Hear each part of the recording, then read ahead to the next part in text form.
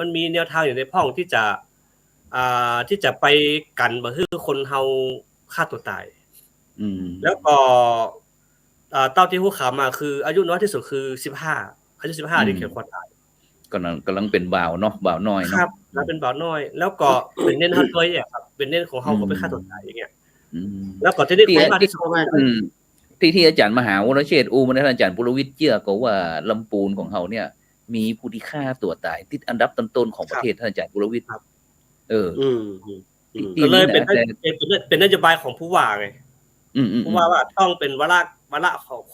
ของจังหวัดไว้ละเพราะว่าเนี่ยทำไมเป็นอย่างนี้แต่ว่าที่จริงแล้วแหละปูนของเฮาเนี่ยมันไม่ใช่คนละปูนอย่างเดียวมันมีโรงงานอุตสาหกรรมหลายที่หลายแห่งเข้ามามันก็เกิดการเพราะว่าความเครียดหลายสิ่งหลายอย่างเข้ามาไปครับแล้วที่เฮาจะเจาะจงแล้วคนละปูนเดียวกับบ่ใช่แล้วทีนี้มันก็มีปัญหาหลายอย่างกรณีเนนน้อยเขาที่แห่งหนึ่งที่มันไปทำอัตราปฏิบัติกรรมตัวเก่าเนี่ยก็คือก่อนจะคนพื้นที่ประมาณนี้ครับมันจะคนพื้นที่แต่ว่ามาทำอย่างนี้ก่อนเดี๋ยวก็บ่นับเข้าตรงนี้แต่ว่าก็เป็นในคุณอาจารย์ครับโดยวัยรุ่นที่เขาอัตราวินิบาตกรรมหรือว่าฆ่าตัวตายเนี่ยจากที่เขาติดตามเนาะเขาหนึ่งนะอาจารย์เขามีความเครียดที่บางทีไปคุยกับผู้ใหญ่หรือว่าเพื่อนรุ่นเดียวกันก็ไม่ได้รับการคันเรียกว่าอะไร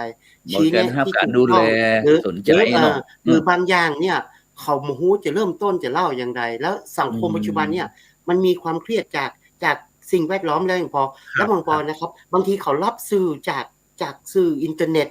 การเห็นแบบแล้วเนี่ยมันฝังอยู่ในกระแสจิตสำนึกความเครียดที่เกิดจากเล่นเกมเครียดนะบางทีอย่างผมเนี่ยบางทีเขาดูอย่างมันรักเนี่ยเอาไปเป็นกั้งไปเป็นคำนึงพะวงอ่ะเดี๋ยวอาจารย์ปุรวิทย์ถามหน่อยแกอธิบายคำว่ากั้งสักหน่อยหนึ่งกั้งครับกั้งนี่ถ้าเป็นภาษากลางอาจจะเป็นละเมอแต่ว่าในความว่ากั้งอันนี้ในคำที่ผมสื่อนี่มันคือเอาไปหมกมุ่นก็แปลว่ากั้งด้วยคือเอาไปหมกมุ่นเอาไปคิดอยู่อย่างนั้นน่ะบางทีมันเขาเรียกว่าสร้างความกดดันภายในใต้จิตสำนึกเราจำเจซ้ำซากอยู่หั่นเองเนาะกับเรื่องอยู่สิ่งใดสิ่งหนึ่งตื่นมาเนี่ยมันก็บางทีเฮาบ่ได้คิดนะแต่ว่ามันผุดขึ้นมาเองอาจจะเป็นเพราะเราเสพอารมณ์นั้นจากกลุ่มเพื่อนฝูงจากการได้ยินแล้วจากสื่อจากอันเนี้ยอุปกรณ์สี่เหลี่ยมที่ติดอยู่ตัวเฮาตลอดนี่น่ะเขารับมันมาตลอดไงมันเลยมามีเวลาพักผ่อนจริงๆแล้วในสังคมแครอทของเราหรือสังคมหัวไชเท้าของเราเนี่ยน่าจะเป็นสังคมที่สำหรับการรีแลกซ์สังคมแครอทหรือสังคมผู้เจ้าเนาะมันค่อนข้างที่จะปลอดภัยสำหรับลูกพระลูกเนนคือข้ามมาลูกพระลูกเนนก็ยังได้ไหว้พระยังได้มีเวลาสักนิดในการดูใจตัวเองมันอาจจะไม่มากชั่วเวลาเขาเรียกว่าอะไรช้างกับพริบตาหมาไก่จิบน้ำอย่างนี้น่ะแต่มันคือเทอราปีคือการบำบัดอย่างนึงแต่ละอ่อนข้างนอกล่ะเนี่ยครับอย่างลูกเนนอย่างที่ว่าลูกเนนไปเรียนโรงเรียนประยัดสามัญมันก็ยังมีชั่วโมงกรรมฐานน่ะมันจะบ่ได้อย่างนอกมันก็ได้น้อยก็ยังดีนะแล้วมันก็เป็นการคลีนเขาเรียกว่าอะไรจัดเรียงถ้าภาษาคอมก็คือจัดระดับอะไรนะที่มันเรียงเส้นสายจัดการข้อมูลอย่างต่างๆจัดระเบียบฟอร์แมตเรียงเส้นนะฟอร์แมตหรือว่าอะไรเขาเรียกว่าที่มันไปจัดการเรียงระบบข้อมูลในอย่างในแฮนดี้ไดร์อย่างเงี้ยครับเนี่ยผมว่าที่ละอ่อนที่มันคิดฆ่าตัวตายบางทีเขาโมโหว่าวิธีการที่จะดูใจตัวเองหรือการนิ่งเงียบอยู่กับความคิดตัวเองนะมันมีวิธีใดแต่ผมเชื่ออย่างหนึ่งว่าคนที่เข้ามาอยู่ในวงการแครอทในวงการแครอทเราน่ะมีส่วนน้อยที่จะควบคุมความรู้สึกตัวเองไม่ได้นะคือแต่ส่วนมากนะถ้าเราเรียนรู้และสนใจนะเราจะสามารถผมคิดว่าเราสามารถขจัดความเครียดเล็กๆอันนี้ได้โดยง่ายโดยวิธีที่เฮาหมงว่าเฮ้ยอันนี้มันช่วยเฮานะเฮาบ่คือโอ้ยมันได้กับตุลุงกับตัวนะทำว่าจังละนั่งตบปากกามนั่นแหละนะเดินขวาย่างหนอซ้ายย่างหนอเนี่ยตรงนี้จริงๆแล้วตรงนี้เป็น พวกนักจิตวิทยาหรือพวกจิตวิทยาคลินิกกับเพิ่นก็ใช้วิธีนี้เพียงแต่เพิ่นใช้คำฝรั่งมาได้มันเลยดูเท่อะมันดูเลยดูเท่ครับคือที่จริงแล้วเนี่ยคนที่ตัดสินใจนี่ก็ผมจะมีความสุขเนาะอาจารย์เนาะคือมีข่าวนึงเหมือนกันครับนี่ข่าวนึงที่ว่าหลังจากที่เอาหมอนกดทับลูกตัวเองเสียชีวิตเรียบร้อยแล้วปุ๊บปรากฏตัวเองไปกินยาล้างห้องน้ำปรากฏว่ากินเข้าไปแล้วปุ๊บมันเกิดความทรมานสุดท้ายต้องมาขอความช่วยเหลือถามว่าจิตของเฮาขนาดนั้นน่ะมันบ่สะอาดหรอกครับเนาะถ้าอุทิศได้มันบ่สะอาดหรอกมันก็จะมีขุ่นมัวมันก็ลังเลใจเนาะลังเลใจอันนี้ก็คือเกิดความกลัวขึ้นมาทันทีก็ต้องออกขอความช่วยเหลือเพราะฉะนั้นการที่เฮาที่คือสาเหตุเนี่ยเพิ่นบอกว่าสาเหตุที่คนเฮาขึ้นใจขึ้นส่วนมากคนที่นอนบ่หลับนอนติ่มหลับเมินๆเนี่ยครับอาจารย์พ่อครูครับแล้วก็นอนหลับค่ำแล้วเขาเกิดความเครียดมันมีเวลาฟุ้งซ่านเนาะอาจารย์เนาะมันมีเวลาฟุ้งซ่านแล้วก็ชอบอยู่คนเดียวอีนะครับบ่ยอมสุมสิงกับไผอีน่ะก็ทีนี้เขาก็ว่าบางทีก็เฮาก็มันตุ๊เจ้าเฮาก็บ่เห็นฮู้ก็ดีนะครับอย่างน้อยบางทีโยมบ่กล้าเปิดเผยกับไผมาเปิดเผยกับตุ๊เจ้ามาอู้กับตุ๊เจ้ายังก็มีทางออกถ้าสมมุติคนเฮาจะมีความอัดอั้นตันใจอยู่แล้วไปอู้กับไผก็บ่ได้ผัวก็บ่อู้เมียก็บ่อู้ลูกหลานก็บ่โรงเรียนพ่อแม่พี่น้องก็บอกโอ้อยู่ไกลแต่คนต่างทำงานแล้วก็มีที่อู้มาอู้กับตุ๊เจ้าเฮาก็ยังดีอย่างน้อยนี่พระอาจารย์พระอาจารย์พอพระอาจารย์ว่าอู้กับตุ๊เจ้าบางคนเนี่ยเขามีเรื่องที่บางทีอู้แล้วก็อายตัวเก่าอู้แล้วก็บ่กล้าเปิดเผยผมว่าบางทีอย่างที่ผมอู้กับอาจารย์พระครูโสพลเมื่อกี้เฮาอาจจะปรับรูปแบบวิธีการเหมือนศาสนาที่อยู่ร่วมกับเฮาอย่างศาสนาคริสต์เพิ่นจะมีมีพิธีการสารภาพบาปท่านมหาเมืองยองท่านอาจจะเปิดไอ้บูธเปิดโต๊ะว่ารับฟังเรื่องที่โยมอยากพูดแต่มีผ้าม่านสีดำปิดกั้นไว้โดยโยมเฮากับหันหน้าโยมกับหันหน้าเฮาแต่โยมสามารถเล่าเรื่องอย่างได้แล้วเฮาก็สามารถรับฟังแล้วบางคนนี่เนาะมันบ่ใช่ต้องการคำแนะนำอย่างมันแค่ให้เฮาฟังใช่ๆมันก็บ่ดีเนาะอีนี้นะมันตึงๆเงาเนี่ยเฮาลุยไปมันก็โล่งสบายใจแล้วก็เฮาค่อยสอดแทรกอย่างนี้ผมก็ว่าวิธีของเฮาดัดแปลงของศาสนาเพื่อนบ้านเฮามาแล้วก็มาเป็นวิธีของการเฮาเพื่อเซฟเขาเรียกว่าเซฟความรู้สึกของผู้ฟังแต่สำคัญคือไอ้ทีมเฮาเนี่ยเฮาก็ต้องเรียกว่าempowerment อ่ะคือสร้างพลังใจเฮาไม่ใช่ว่าฟังแล้วเฮาสุดท้ายออกจากซุ้มผ้ามืดแล้วเฮาก็มาเครียดตัวญาติโยมเนี่ยอันนั้นก็ต้องระวังนี่เนาะเครียดแตนเปื้อนแหมเนี่ยอันนี้ผู้ที่จะพูดคุยอย่างทุกเจ้าเฮาก็ต้องเขาเรียกว่าอะไรสร้างความแกร่งในจิตใจของเฮาให้ดีๆเฮาจะต้องมีธรรมะคุ้มกันให้ดีๆอย่างเนี้ยครับอันเนี้ยอาจารย์เฮาอาจจะใช้วิธีอย่างนี้ก็ได้คือญาติโยมบางคนเปิ้นก็บ่อยากเปิดเผยตัวแต่เฮาอาจจะทำเป็นบูธแล้วก็กั้นเป็นพิเศษเหมือนซุ้มสารภาพบาปอันอย่างสักอย่างนึงคุณอยากมาเล่าฉันอยากจะฟังแล้วบางเรื่องมันมีเทคนิควิธีอย่างนี้นะโยมลองไปทำนะอย่างนี้นะหรือช่วงขณะคุยอาจจะไม่ได้คุยอะไรเยอะอาจจะคุยกันช้าๆแล้วก็นิ่งเงียบเนี่ยบางทีผมว่ามันช่วยผ่อนคลายหรืออย่างได้อันนี้ของคิดส่วนคหสตนะอาจารย์พระครูสมบูรณ์คหสตความเห็นส่วนตัวความเห็นส่วนตัวเนี่ยอาจารย์บุริขนาดว่าอันที่อาตมานั่งจัดรายการไลฟ์สดของเขานี่นะหลายท่านหลายคนก็บอกที่ของท่านอาจารย์พระครูอยากจะไปหันว่าห้องเปิ่นมันจะได้เหมือนใจอย่างงามแต่งามว่าทั้งที่เขาก็เกิดเหมือนแต่เหมือนกับละอ่อนเป็นพระน้อยนี่เป็นว่านะฉะนั้นเนี่ยปัจจุบันเนี่ยท่านอาจารย์มันปุรวิทย์เดี๋ยวนี้อันวิธีคิดหรือว่าวิธีทำต่างๆตั้งแต่หลังจากโควิดมันรู้สึกว่ามีการเปลี่ยนแปลงเนาะเปลี่ยนแปลงก่อนท่านอาจารย์รู้สึกตัวอาจารย์เปลี่ยนแปลงไปก่อนแต่ก่อนนี่เฮาอาจจะบ่ใครได้ดูแลตัวเฮาแต่เมื่อเฮาถูกกักบริเวณหรือว่ากัก อยู่กับตัวเองนั่นขึ้นเนี่ยมันอู้กันง่ายแม้กระทั่งอู้กันง่ายโทรศัพท์นี่ท่านอาจารย์ปุรวิทย์สมมุติว่าท่านอาจารย์ปุรวิทย์จะออกไปสอนหนังสืออะไรเนี่ยแต่กลับไปแล้วไปถึงเกิงตั้งถึงมหาลัยแต่ลืมเอามือถือเข้าไปเนี่ย ลืมว่ามือถือไปตัวเสียบไว้อยู่ที่พวกน่ะหลังทีวีที่บ้านพุ่นน่ะอาจารย์ปุรวิทย์จะเนี่ยจะใดมันจะเกิดจะขึ้นอย่างขึ้นก็อาจารย์ปุรวิทย์ลองนึกเรื่องของตัวเองบ่ดงถ้าอยู่ในระหว่างกลางก็จะง้ายรถมาเอาทันทีนะครับง้ายรถมาเอาทันทีถ้าไปถึงที่ทำงานแล้วเนี่ยรอจัดการงานท่านแล้วแป๊บก็จะขึ้นรถปิ๊กมาเอาอยู่มือถือนะมันมีอิทธิพลกับความรู้สึกขนาดลืมเขี้ยวปอมเนี่ยมาเดือดร้อนพ่ออย่างมาเดี๋ยวไปไหนเอาแมทครอบเปียกผ่จะหั่นเขี้ยวแล้วนี่อย่างเงี้ยก็มาหั่นแล้วทีนี้ท่านอาจารย์ปุรวิทย์ตอบมาแล้วเนาะตอบเกี่ยวกับเรื่องว่าเดี๋ยวกี้มือถือเดี๋ยวนี้กู้กระเป๋าตังค์กำหนึ่งถ้าออกไปแล้วทีนี้ลืมกระเป๋าตังค์จะเนี่ยจะใดอันนี้เป็นประสบการณ์ตรงนะท่านมหาวเชษฐ์ลืมกระเป๋าตังค์เตียวไปกัดแล้วจะลงรถไปกัดโอ้ซอพอกระเป๋าตังค์บ่ได้เอามามันมีความหากระเป๋าใส่เหรียญน้อยว่ามันมีแต่ก็มาคิดว่าเอาแน่เพราะว่าคนยุคบัดเดียวในแม่ค้าเนี่ยเปิ้นพัฒนาจะไปซื้ออย่างถามเบื้องต้นก็ได้เตียวไปเลยซี่ไปอองตองจะกินลูกชิ้นถามเลยแม่ค้า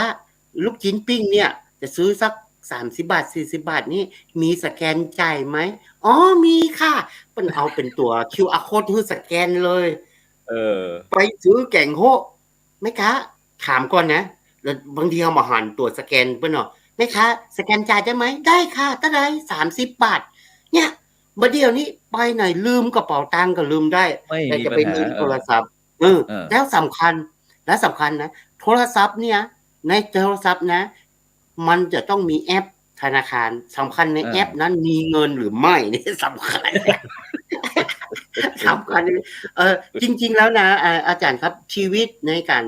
อย่างชีวิตเขาเรียกว่าเงินหลายรูปแบบน่ะจริงๆแล้วเมืองจีนน่ะที่ผมไปหาเนาะ 7-8 ปีที่ผ่านมาน่ะเมืองจีนเนี่ยใช้ชีวิตอย่างนี้มาก่อนเมืองจีนกับที่ไหนเกาหลีหรือญี่ปุ่นแต่มันจะมีปัญหาอย่างนึงอย่างพวกญี่ปุ่นเวลาแผ่นดินไหวแล้วระบบการไฟฟ้ามันล่มนี่น่ะถ้าใครมามีสตางค์สำรองไว้ในกระเป๋ารู้สึกอย่างญี่ปุ่นเมื่อสัก10 ปีจบเลยบ่ได้กินอย่างซื้ออย่างบ่ได้เพราะว่าบ่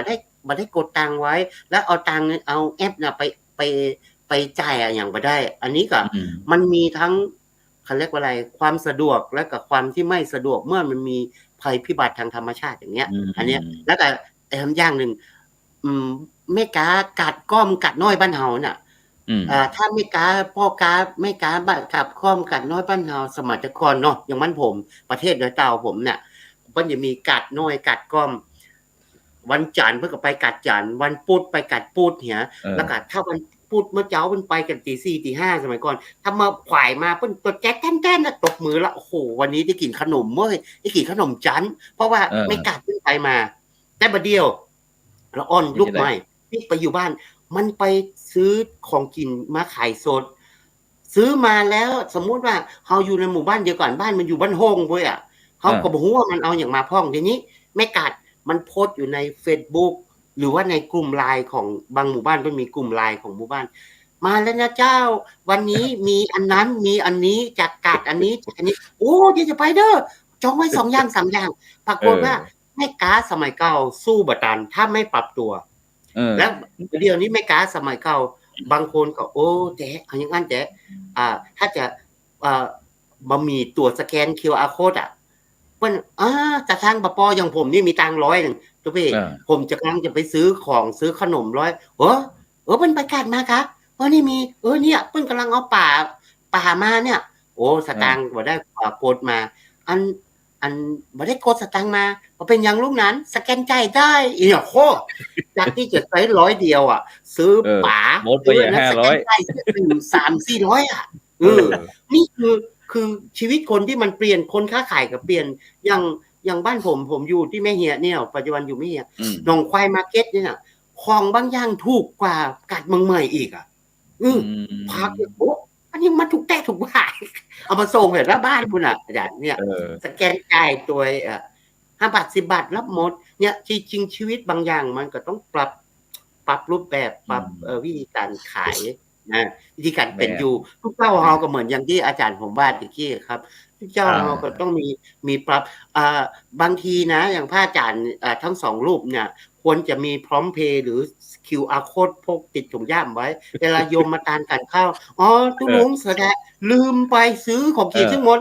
มันมีสตางค์ใส่ซองอ๋อไม่เป็นไรโยมสามารถสแกน QR code ได้เลยนะ โคตรดีเลย 10 บาท 20 บาทก็สแกนได้ต้องมันต้องเนี่ยสุดยอดผมก็อ๋อแจ๊ะเนาะผมจะทำบุญค่าไอ้รายการธรรมะของตุลุงเนาะค่าไฟรายการธรรมะสแกนซาว1ได้เลยโยม5 บาทก็ได้อย่างเงี้ยโอ้แต่เราต้องมันต้องมันต้องพกติดถุงย่ามนะครับอาจารย์บุรวิทย์อูนี่แต่เนี่ยแม้แต่ FC ของเขาที่บรรดาท่านผู้ฟังท่านผู้ชมที่ส่งข้อความนี้ท่านอาจารย์บุรวิทย์เดี๋ยวนี้เพิ่นตันสมัยเด้อสมมุติว่าเพิ่นแกงบอนตำมะเขือนี่เพิ่นจะส่งไลน์ด้วยนะเดี๋ยวนี้นะเนี่ยแฟน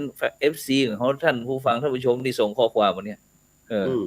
เขาเคยแอบไปพอเพิ่นว่าวันนี้เจ้ามีนั้นมีอันนี้ส่งในหมู่บ้านนะอาจารย์บุรวิทย์ครับงั้นเดี๋ยวเฮาถ้าทุกเจ้าเนี่ยเขือลำๆเนี่ยเนาะ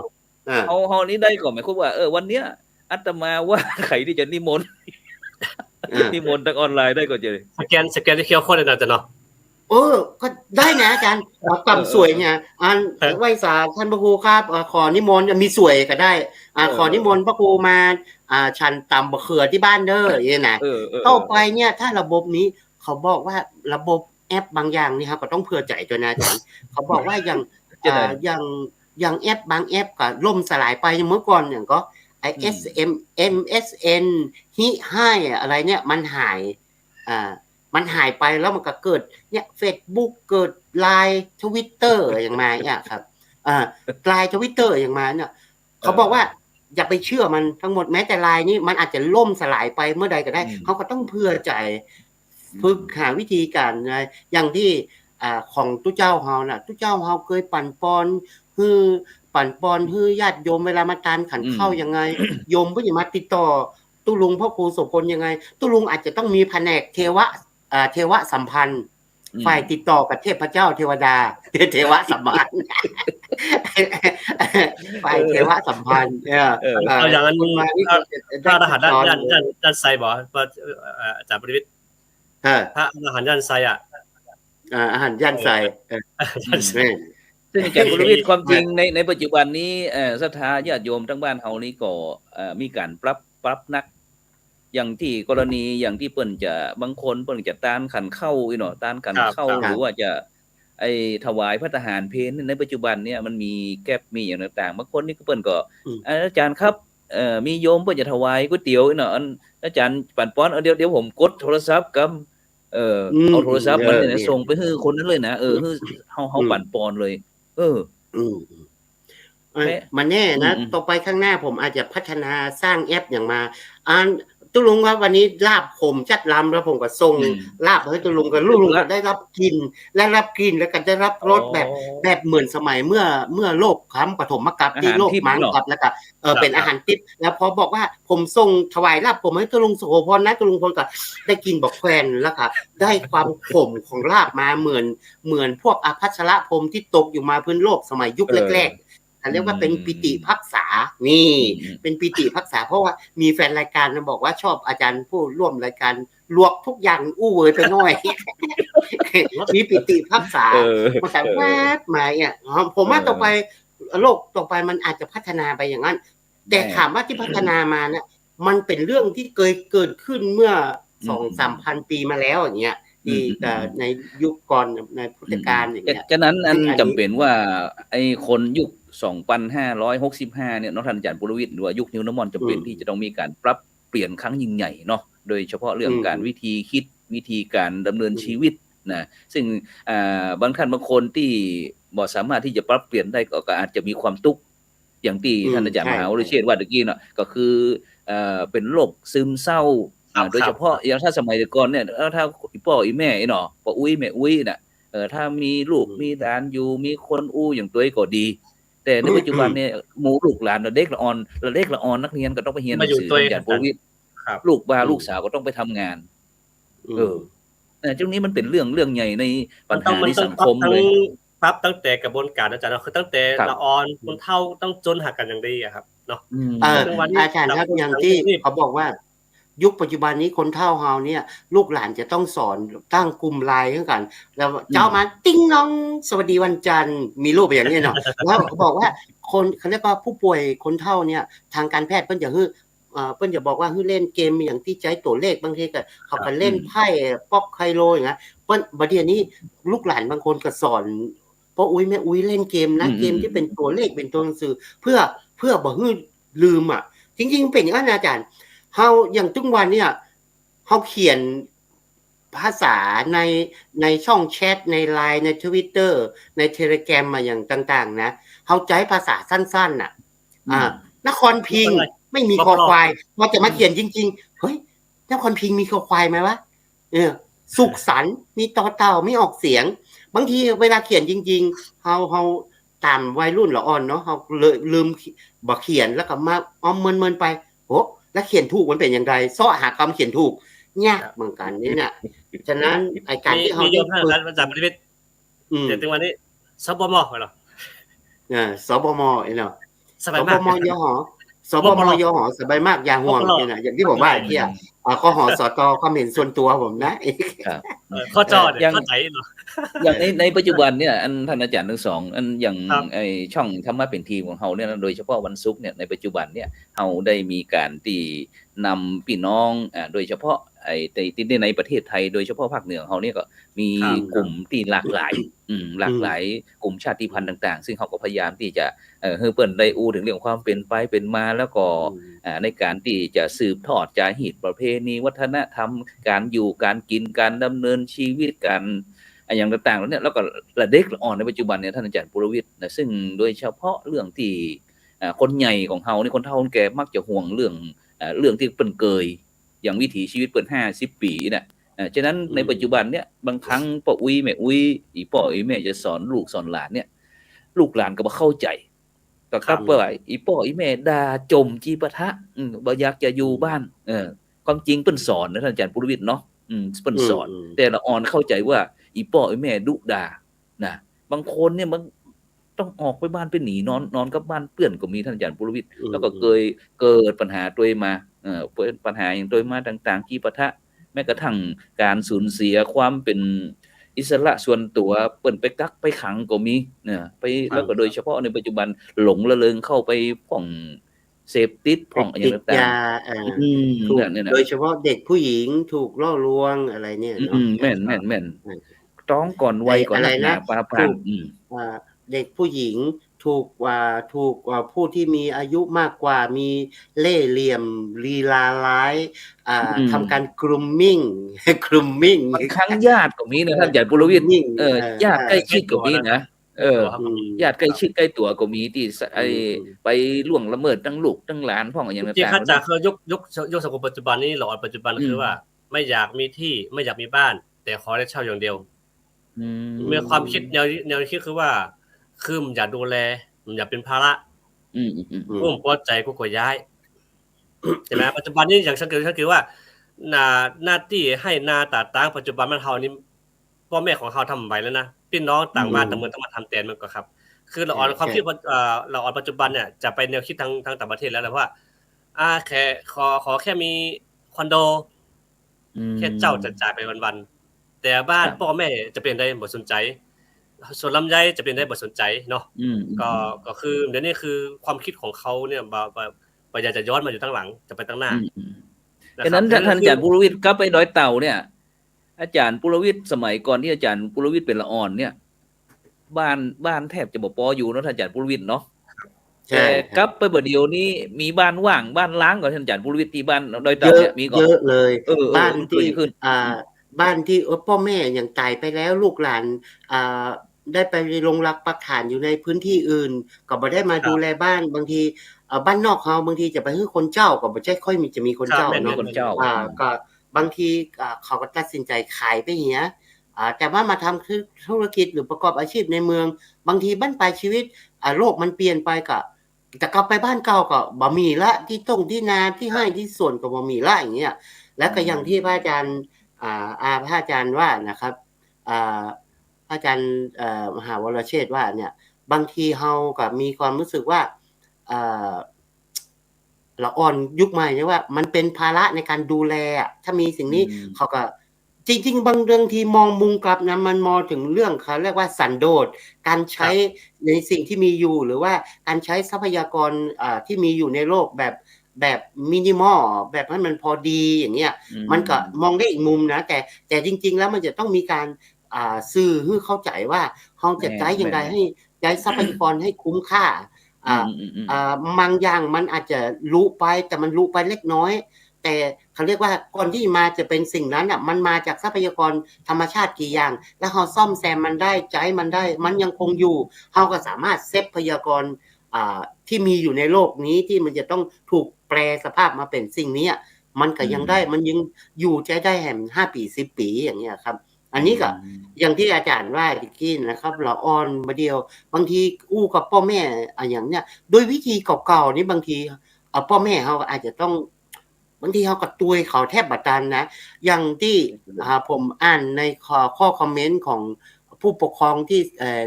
ส่งลูกเรียนอยู่โรงเรียนประถมมัธยมเขาบอกว่าครูยกเลิกเถอะส่งการบ้านมามาแล้วมาที่บ้านพ่อแม่กับเจ้าว่าจะสอนได้เพราะว่าการบ้านสมัยนี้วิธีคิดมันไม่เหมือนสมัยเหมือนเองเฮียนเลยเองเฮียนคิดแถมแบบละอ่อนไปเดียวคิดแถมแบบหนึ่งเอามาแล้วเฮาก็ติวเข้ามาได้ติวเข้ามาได้เขาก็ทำมาได้ก็เนี่ยเขาบอกว่าการบ้านนี้ควรจะจบในโรงเรียนสมมุติว่าโรงเรียนจะเลิก 4:00 นครูอยากการบ้านมันคือการทบทวนความรู้ที่เรียนมาวันนั้นก็คือเขาเอาตั้งแต่ 3:00 นถึง 4:00 นทำการบ้านให้เสร็จที่โรงเรียนลูกผมก็เป็นอย่างนั้นนะแต่มีน้อยบ้างที่ว่าอาจจะปิดยาวอาจจะส่งการบ้านมาให้เรียนเนี่ยบางทีเนี่ยการสะกดภาษาไทยวันนั้นเนี่ยผมสะกดมันยิ่งมาถูกสะกดแต่เอาตองเขียนหรือภาษาไทยเมื่อกี้ท่านได้อู้ถึงว่าเขาว่าเมื่อกี้ท่านอาจารย์ปุริวิทย์ว่าอาตมาได้อู้ถึงเรื่องไอ้สิ่งแวดล้อมการปลูกป่าอาจารย์ปุริวิทย์อยากจะปลูกอย่างก็อย่างว่าที่ผมจะปลูกกันอย่างผมจะผมอยากจะปลูกไม่เอกไม่โทไม่ตีไม่จัตวาอยากปลูกป่าปลูกไม้อยากจะปลูกไม่เอกไม่โทไม่ตีไม่จัตวาทำไมถึงอยากจะปลูกมันจะได้ออกเสียงให้ถูกต้องตามลำดับอักขระพยัญชนะเขียนให้ถูกต้องผมอยากจะปลูกไม่เอกไม่โทไม่ตีไม่จัตวาขายพ่องนี่นะละอ่อนในปัจจุบันนี้เนาะละอ่อนในปัจจุบันนี้ละอ่อนมาเดียวแล้วก็เทคนิคการเรียนมันไม่เหมือนเมื่อก่อนแล้วมันเกินละการท่องก็ไม่เหมือนยิ่งเป็นโรงเรียนอินเตอร์โรงเรียนพวกที่ว่าเป็นโรงเรียนอินเตอร์นะวิธีท่องเรียนภาษาไทยหรือสูตรคณิตนะไม่เหมือนเมื่อทึกเลยบางทีละอ่อนมาถามหลานมาถามผมม.2 ม.3อันนี้พ่อหนานก็ไม่สามารถตอบได้เพราะว่ามันไม่ปรากฏอยู่ในธรรมบทสมัยพ่อหนานเรียนบาลีอยู่ มันไม่ปรากฏอยู่ในธรรมบทแต่กี้นั่นได้อู้ถึงเรื่องบาลีพอดีท่านอาจารย์มหาวรเชษฐ์เพิ่นได้สอนบาลีตอนมันแรงมันจะได้ท่านอาจารย์มหาวรเชษฐ์เอาได้มาคนใหญ่มาเรียนตัวเองส่วนมากปัจจุบันได้เป็นคนใหญ่ครับหลังจากที่โยมที่เกษียณอายุเรียบร้อยแล้วก็ไม่สนใจทั้งการเรียนบาลีที่จริงแล้วมาสืบเนื่องมาจากโครงการของอาจารย์บรรจบที่ก่อตั้งว่าคือพวกเฮาตั้งหลายเนี่ยสามารถหันหน้ากันก็สปีกบาลีได้เลยนะครับสามารถตั้งตากันว่าตะวังอาวุโสนะถ้าผมมีอายุกิงกะโลซี่อย่างเงี้ยครับกิงกะโลซี่ท่านทำอะไรบ้างหรืออาชากิงอาชากะโลซี่ในวันนี้ท่านทำอะไรนะสืบเนื่องมาก็โยมก็ติดตามมาเรื่อยๆปัจจุบันนี้ก็มีโยมจากเนเธอร์แลนด์1คนที่เข้ามาเรียนโดยแล้วก็มีโยมที่จากประเทศไทยของเรา 3-4 ท่านก็ก้อยประคองกันมาปัจจุบันนี้ก็เป็นที่น่าพอใจครับคือหมายถึงว่าโยมก็เริ่มเข้าใจเรื่องการรูปแบบการเดินประโยคเข้าใจซับมากขึ้นแต่ก็มีโยมหลายท่านที่จะตามมาแต่ว่าก็ต้องไปเริ่มใหม่เนื่องจากว่าตอนนี้เขาแปลไปแล้วก็เป็นที่น่ายินดีอย่างยิ่งว่าอย่างน้อยมีโยมมาสนใจบาลีแต่ส่วนมากโยมนี่จะไปอภิธรรมกันนักพระอาจารย์พระคุณเนาะอภิธรรมนักได้นะแต่บาลีน้อยมากๆนะครับแล้วก็มาเรียนมาก็ค่อนข้างที่จะน่าภูมิใจ นะฮะ ครับ แล้วก่อน แล้ ห ว น้านั้นก็ แล้วมีคนใหญ่แล้วทีนี้มีแต่เด็กอ่อนเยาวชนคนหนุ่มคน แท สาว บ มา จะ ขอ หา เฮีย บ่ น หัน นำ เล บ่ ยครับแทบจะบ่หันเลย แทบจะหาบ่หันเลยครับ แล้วก็วันนั้นก็ไปเลี้ยงไปถวายเพลที่ดอยสะปันยูก็นักศึกษาของเรามาเรียนของเราก็ลดลงมี150กว่านะครับแต่ถ้าทุกปีนี่จะเต็มศาลาแต่ปีนี้ไปก็เหลือน้อยลงก็ อาจารย์ ครับ ครับที่อาจารย์ว่าเนี่ยเพราะว่าบาลีเฮาภาษาบาลีเนี่ยเขาบอกว่ามันเป็นภาษาที่ตายแล้วเนาะมัน ไม่ได้ แต่ ใช้ เขาจะฟื้นมา เนาะ ให้มันใช้เฮาสามารถฟื้นมาใช้ในกลุ่มของเฮาแล้วก็ให้มันพัฒนากลุ่มของเฮาสื่อสารในกลุ่มของเฮาได้ดีเป็นภาษาพูดเนี่ยผมก็ว่าดีนะอาจารย์แล้วโลกปัจจุบันกระแสโลกปัจจุบันเฮาสามารถผลักดันให้มันเป็นกระแสกลุ่มของเฮาได้เหมือนกลุ่มหมู่เพื่อนๆที่เพิ่นเป็นสายเขาเรียกว่าอะไรเปิ้นเวลาเปิ้นจะสื่อสารกันในกลุ่มเปิ้นจะอยู่แค่โลแค่สุแค่โคแค่อะไรน่ะเปิ้นก็มีภาษาของเปิ้นภาษาลูเนี่ยภาษาลูภาษาอะไรอย่างเงี้ยงั้นผมก็ว่ามันมีเสน่ห์อ่ะสมมุติว่าผมกับอาจารย์วรเชษฐ์อู้กันได้ผมอยากให้พระครูโสพลอ่านหูเรื่องผมก็ขอแค่เราแค่อย่างเงี้ยแล้วภาษาบาลีจะเป็นอย่างนั้นเหมือนกันเขาบ่ต้องไปคำนึงถึงเรื่องไวยากรณ์แต่ถ้าเรียงประโยคคือมันสื่อสารกันเข้าใจมาอาวุโสเนาะ เอามาถ้าพักอันนี้นะแล้วก็พยายามสร้างเป็นสคริปต์หรือเป็นอย่างอยู่ใน TikTok ให้มันติดกระแสเหมือนละออนชอบภาษาเป็นติงเกาหลีบอกเฮ้ยมึงไปทำอะไรฉันติงพระอาจารย์มหาวรเชษฐ์กำลังติงบาลีอยู่เนี่ยอู้บาลีก็แง่เนี่ยมันดูเท่มากเนี่ยถ้าทำอย่างนี้ได้นะอาจารย์มาเป็นว่าอย่าเนาะมาอย่ามานะนะไม่โนไม่มาอย่าวะเดียวเนี่ยผมยังพอจำได้เลยนะไม่นะไม่มาได้เลยเนาะระวังนี่เธอนั่นแหละพูดภาษาที่มันได้แล้วก็สื่อสารในกลุ่มก็คือหั่งอันว่ากูหั่งว่ากูใช่ป่ะใช่อู้จริงๆนะอาจารย์คนโดยเก่าบ้านผมเนี่ยนะเป็นคนที่เก่งบาลีมาตั้งแต่อดีตนะเพราะว่าอย่างคนโดยเก่าเวลาจะถามอย่างหั่งแล้วแปลคือตัวหั่งแล้วเนี่ยผมแล้วเก่งบาลีนะหั่งแล้วเนี่ยอันนี้ดูเผยหั่งแล้วเนี่ยเขาแปลหั่งแปลว่าเราตัวเนี่ยคนโดยเก่าบ้านผมเก่งบาลีขนาดไหนเป็นภาษาดั้งเดิมหั่งแล้วหั่งนี้เนี่ยหั่งแล้วจำได้ต้องนึกไปสมัยว่าตำนานพระเจ้าเล็บโลกเนาะตำนานพื้นเมืองแต่ก่อนที่ว่าหมู่พี่น้องชาวดอยเนี่ยเป็นผู้ที่อุปถัมภ์ศาสนาครั้งแรกนะเนาะพี่น้องในเต่าของเขาบ่ต่างจากนั้นนะส่วนมากจะเป็นพี่น้องที่อยู่บนดอยเพราะฉะนั้นเฮาอ่านทำตำนานทุกขู่เด้อเพราะว่ามีเศรษฐี2ผัวเมียเนี่ยเป็นเจ้ารถเจ้าดอยไปอุปถัมภ์องค์พระสัมมาสัมพุทธเจ้าแล้วก็คอเกศาธาตุมาสร้างธาตุไว้เพื่อสักการะบูชามันก็นี่ครับเพราะฉะนั้นหั่งว่าเรานี่เคยสอนนั้นน้องเนนที่เป็นเจ้าเต่าที่อยู่ตรงตองครับหั่งครับอาจารย์หั่งครับอาจารย์นั่นเพราะฉะนั้นอย่างสมมติจะทายกันหน่อยอย่างอาจารย์ทุกคนอาจารย์เยข้าแต่พระอาจารย์นี่ไปนะหั่งอวโสซีท่านมีภาษากติเท่าไหร่จะเป็นนะกิติโยทีคาโยโกอายุท่านมีอายุเท่าไหร่ใช่ไหมขอให้มันได้ศัพท์แล้วเอาเรียงให้มันเข้าใจกันได้ก่อนให้มันเข้าใจตามประโยคแต่ที่ผมไล่อ่านนี่ว่าของพออันนี้อาจจะภาพตัดมามีพระอาจารย์แก้วบอกว่าอยากทราบว่าเชียงตุงเป็นยังไงบ้างช่วงนี้มีงานอะไรบ้างช่วงนี้เนี่ยเชียงตุงนี่จะถือว่าเป็นเดือนยี่เกี่ยงยี่เหมือนบ้านเฮาเนาะเดือนยี่นะเดือนเจ๋งก็เดือนยี่เดือนยี่แล้วครับเดือนยี่แล้วเนาะเดือนยี่ของเฮานี่แต่ของเฮานี่ยี่เป่งที่ผ่านมาละของเฮายี่เป่งละน่าจะอยู่เกียงเดือนเจียงแฮมเจียงแฮมเนาะเจียงแฮมแล้วก็จะมาเข้าเดือนนี้เพราะเชียงตุงมันจะจ้ากับเฮาไป1เดือนพระอาจารย์แก้วว่าช่วงนี้เชียงตุงเนี่ยมันก็จะเหมือนบ้านเฮาเกี่ยวข้าวเปิ้นจะเป็นช่วง เกี่ยวข้าวช่วงข้าวกำลูกขมูล กำนี่ส่วนมากจะเป็นหลังเก็บเกี่ยวข้าวเรียบร้อยเพื่อประจักษ์ เกี่ยวเข้าตอนนี้น่าจะแล้วนะ มีต่อเฟืองต่อฟังเอา เพราะว่าเจียงตุ่งจะเกี่ยวข้าวก่อนออกพรรษาทางเมืองยองกับเปิ้นมีกำบักเก้าว่าพักซุกจากตังเหนือข้าวซุกจากตังเหนือพริกมะเขือซุกจากตังใต้ข้าวนี้จากเกี่ยวมาจากตัง12 ปันนามาก่อนมันจะไล่มาเจียงตุ่งนี่ประมาณก่อนออกพรรษาหรือช่วงออกพรรษาเฮาที่เกี่ยวข้าวละแต่ตังบ้านเฮาเนี่ยข้าวกำลังเต้าบัดเดี๋ยวนี้กำลังเกี่ยวข้าวแจ้น้ำกันอยู่ว่าอย่างหน้าหนาวแต่มีฝนตกบัดเดี๋ยวนะที่บ้านผมเกี่ยวข้าวแจ้น้ำเลยนะข้าวเน่าแล้วนะครับเจอข้าวเน่าแล้วเดี๋ยวที่บัตตาเนี่ยพ่ออาจารย์บัตตาแล้วเนอะรถเกี่ยวข้าวมันหนักนะรถเกี่ยวข้าวมันหนักเนาะแล้วปลูกข้าวกี่ฤดูกาลมาก่อน3 ปี1 3ฤดูกาลมาก่อนเดี๋ยวนี้เพิ่น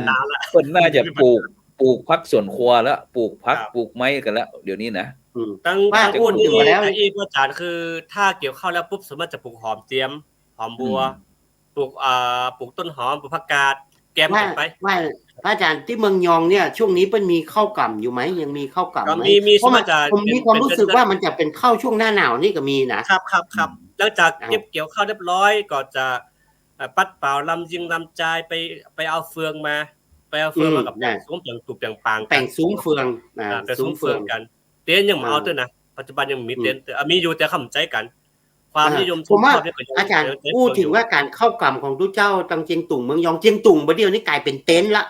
ผมหันแล้วมีต่างบ้านนอกนั่นที่เป็นแป่งซุ้มเฟืองเจ้าภาพเป็นซุ้มเฟืองและแป่งเป็นอย่างก็เมฆไหลเอาเฟืองทำเป็นเมฆไหลตังเมืองยองนี่ยังซุ้มเฟืองยังมีนักอยู่เนาะ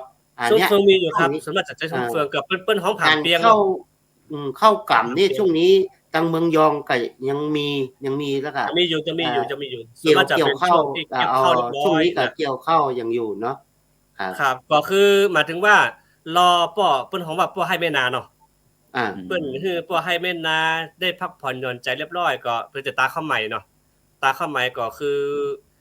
หลังตาข้าวใหม่แล้วก็อาจจะมีการเข้ากรรมเข้าปริวาสส่วนมากก็จะเป็นเข้ากรรมเข้าปริวาสน้อยแล้วก็ในเมืองยอจริงๆก็คือ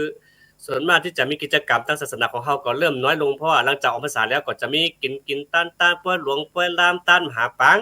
กินแขกแต่งงานก็ไปหมดอ่ะครับไปอ่ะแต่ว่าระดับในศาสนาของเฮานี่ต้านมหาปางนี่คือต้านอะไรนี่ต้านมหาปางก็คือต้านเวสสันดรตังเมืองยอนท้องว่าต้านมหาปางแต่ตังจิงตุ่งแล้วว่าต้านมหาเวสสันตละนะเวสสันตละกับแก้วอะไรเนาะตั้งเหนือเฮาก็การทำตั้งทำหลวงถ้าจังใหม่เนาะว่าตั้งทำหลวงเหมือนกันตั้งทำหลวงก็มหาปางคือส่วนมากจะเป็นเจ้าภาพคนเดียวเนาะครอบครัวคนเดียวเก็บหอมรอมริบถ้าสมมติว่า5 ปีจะตั้งมหาปางต้องตั้งเก็บตั้งแต่วันนี้ก็ต้องมีการซื้ออัฐบริขารเนาะมีค่าจ่าย100ค่ายิง100ม้า100งัว100จัง100เงิน100สปาอย่างแต่ก่อนทำก็ต้องจ้างเขียนเนาะเขียนคนเดียวแต้มคนเดียวไปจ้างเพิ่นเยอะขึ้นมาคือถือว่าเป็นของบริสุทธิ์แล้วก็ทำด้วยกำลังทรัพย์ของตัวเองบ่มีใครมาสุนมารอมีใครมารอแน่เนาะวันนี้มหาปางอย่างที่อาจารย์ว่าก็คือคำว่าเป็นการใหญ่เป็นการละเวลาใหญ่ที่ต้องเตรียมคำว่าปางนี่อุ้ยผมตัวไปนั่นนะมาอันนี้เป็นมหาปางเหมือนกันแล้วเนี่ยมหาปางเนี่ยแปลว่าการใหญ่ช่วงเวลาใหญ่เนาะครับจากบริษัทอันตอบคำถามนี่เปิ้นน้อยอาจารย์สุวรรณมีสมในเปิ้นบอกว่ารายการ4พระพุทธศาสนา4แผ่นดินเนี่ยทำให้โยมได้เรียนรู้ภาษาที่ท่านพูดไปด้วยนะเลยนะแล้วก็เรื่องการเขียนก็เช่นเดียวกันเพราะคนรุ่นใหม่สะกดกันย่อๆหรือว่าทำให้ขำๆนะโยมจะพิมพ์แต่ละตัวบางทีก็งงเหมือนกันว่าพิมพ์ถูกเนี่ยมันแบบไหนนี่อันโยมเปิ้นก็ได้ยินหมู่เฮาอู้ภาษาเมือง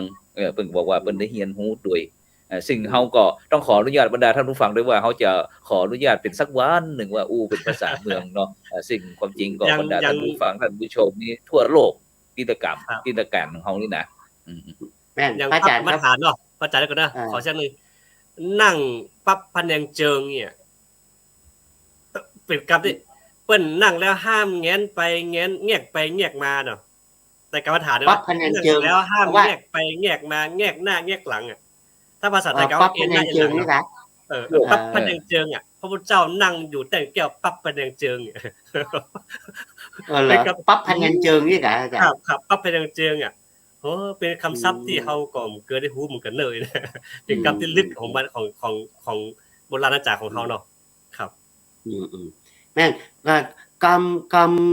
กำเมืองโดยเฉพาะเมืองเฮานะบางทีเฮาก็เอามาจากกำพม่าบักเก่ากำพม่าบักเก่าเพราะว่าอย่างเชียงใหม่เฮาเนี่ยถูกพม่ายึดครองมา200กว่าปีตั้งแต่